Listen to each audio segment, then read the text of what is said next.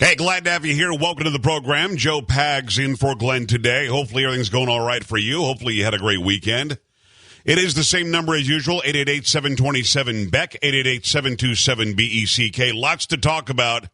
I don't know if you heard, but there was a little piece of legislation that was brought to the Supreme Court, and after months of contemplation, the Supreme Court made a ridiculous decision, and instead of ObamaCare, instead of the Affordable Health Care Act, I refer to it now as Obama tax.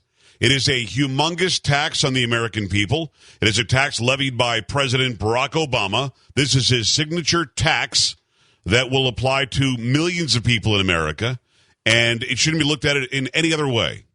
Now, the idea that Supreme Court Chief Justice John Roberts sided with the liberals is crazy in and of itself, but over the weekend, a lot of information came out as to why he might have done that.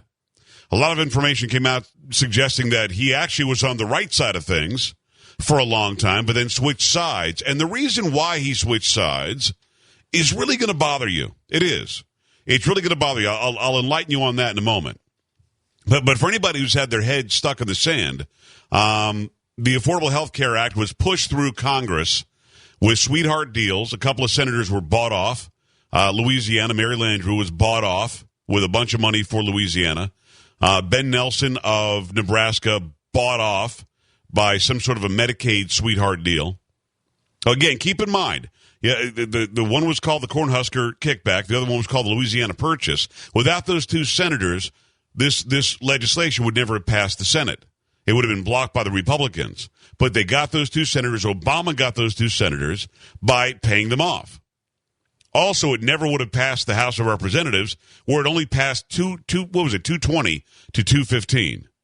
Although he had massive majorities in the House, 34 Democrats voted against the Affordable Health Care Act, ObamaCare, which I now, rightfully so, call Obama tax. Obama tax passed the House of Representatives because President Obama lied to Bart Stupak. Bart Stupak was a representative from Michigan, a Democrat from Michigan. He and 6 other representatives, or 5 other representatives, were against the Obama tax because the Obama tax was going to pay for abortions. And Bart Stupak is a pro-life Democrat. So he said, hey, I can't be part of any legislation that pays for abortions. I can't do that. I can't do that. And Obama said, well, what I'll do, executive order, won't pay for abortion. Have a beer.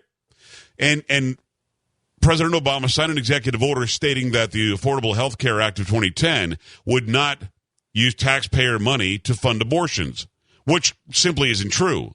Of course it funds abortions.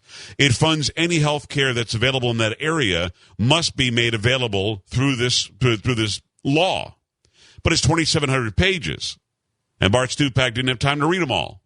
Matter of fact, nobody read all 2,700 pages. I don't think the people that wrote it read all 2,700 pages, to be honest with you.